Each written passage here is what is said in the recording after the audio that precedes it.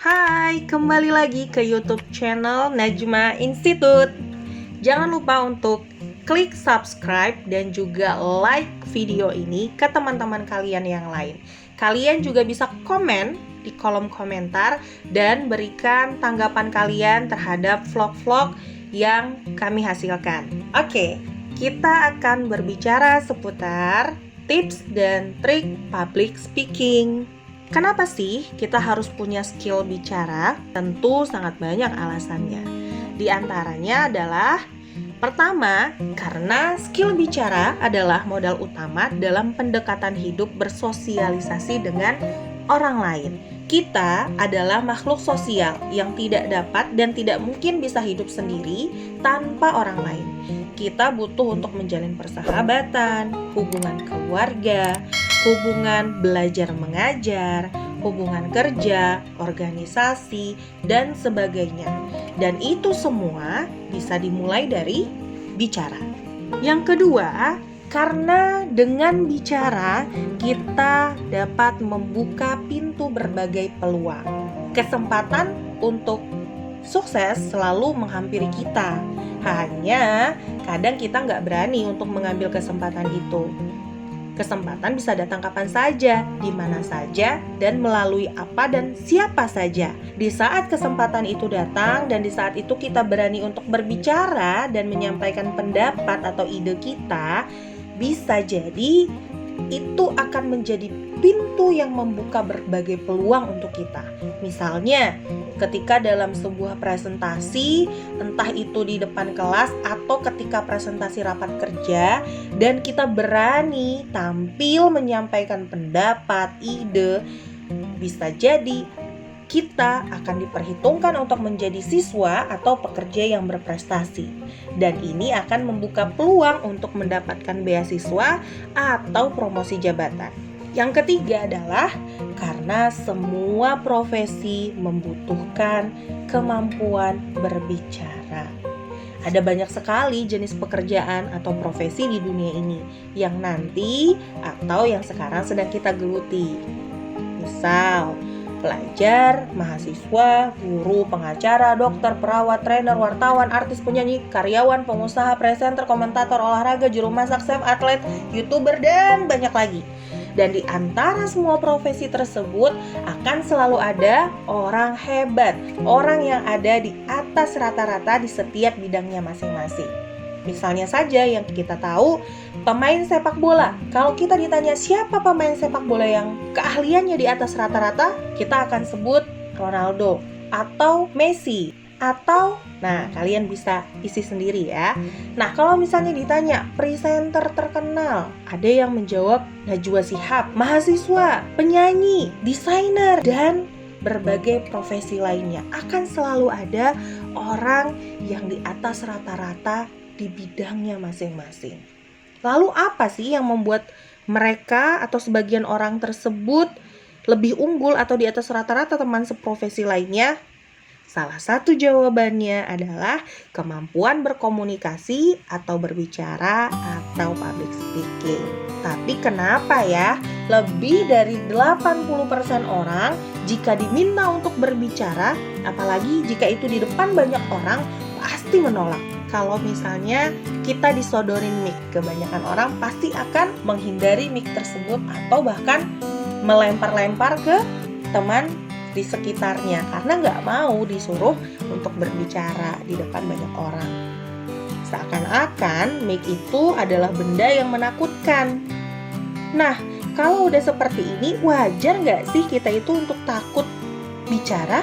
Faktanya, dari berbagai survei di dunia telah menunjukkan bahwa ketakutan terbesar yang dimiliki oleh banyak orang yaitu berbicara di depan umum atau public speaking. Banyak sekali survei yang dilakukan dan ternyata ketakutan untuk berbicara di depan umum itu berada di 5 teratas. Salah satunya survei yang dilakukan oleh The People's Almanac Book of List terhadap 3 orang warga Amerika. Mereka menyatakan 21%-nya takut untuk berbicara di depan umum. Jadi, ketakutan berbicara di depan umum wajar. Hanya saja, bagaimana cara kita mengatasi rasa takut itu yang perlu kita dapatkan caranya. Mungkin ketika kita berbicara di depan banyak orang, perasaan tertekan langsung menghampiri kita. Apa sih contoh-contoh atau tanda-tanda kalau kita sedang tertekan? Jantung berdebar kencang, nafas pendek, keringat dingin, sakit perut, suara bergetar, lutut gemetar, dan tiba-tiba blank. Apakah begitu yang Anda rasakan? Nah, kalau saya sebut masalah yang tadi sering kita alami, kami singkat menjadi 4G. Gugup, gagap, grogi, gak pede. Lalu bagaimana caranya kita bisa menghilangkan atau meminimalisir 4G ini saat akan berbicara? Tips yang bisa langsung kita lakukan atau kita praktekkan adalah sebelum berbicara, silahkan untuk mengatur nafas kita. Caranya dengan hirup udara pelan-pelan dari hidung, kemudian keluarkan dari mulut secara perlahan-lahan. Ulangi ini sampai dengan 10 kali. Ini akan menjadikan hati kita lebih tenang dan diri kita lebih nyaman. Setelah itu, berikan kalimat positif terhadap diri kita bahwa apa yang akan kita sampaikan adalah sesuatu yang baik, adalah sesuatu yang dibutuhkan oleh banyak orang, adalah sesuatu yang membawa manfaat. Berikan kalimat positif terhadap diri kita bahwa kita bisa, kita mampu, kita dapat melewati itu semua. Dan ini akan membawa sinyal kepada otak kita dan memberikan rasa tenang. Lalu setelah itu dilakukan, pada saat hendak tampil, lakukan TSSB. Apa itu? T yang pertama adalah tatap. Lakukan kontak mata kepada audiens kita. Karena mata merupakan alat komunikasi nonverbal. Jadi sebelum bicara, tatap audiens. Gak perlu lama-lama tatapnya. Gak perlu terlalu lama. Tatap audiens kita, sapukan pandangan kita kepada audiens kita. Hal ini bisa meningkatkan rasa percaya diri kita secara natural. Tapi awas ya, jangan sampai salah tatap. Karena sekali lagi, mata itu bisa berbicara dan merupakan alat komunikasi nonverbal. Kemudian kedua adalah senyum. Berikan senyum terbaik kita kepada orang-orang yang hadir. Berikan sinyal kepada mereka bahwa kita hadir untuk membawa sesuatu yang baik. Dengan senyum, maka kita akan mengirimkan sinyal ke otak kita bahwa semua akan baik-baik saja. Dan senyum ini akan membuka pintu hati setiap orang yang hadir dan mereka akan merasa lebih nyaman berada bersama kita. S yang ketiga adalah sapa. Tadi T, S, S. Tatap, senyum, sapa. Hal ketiga yang perlu kita lakukan adalah menyapa audiens.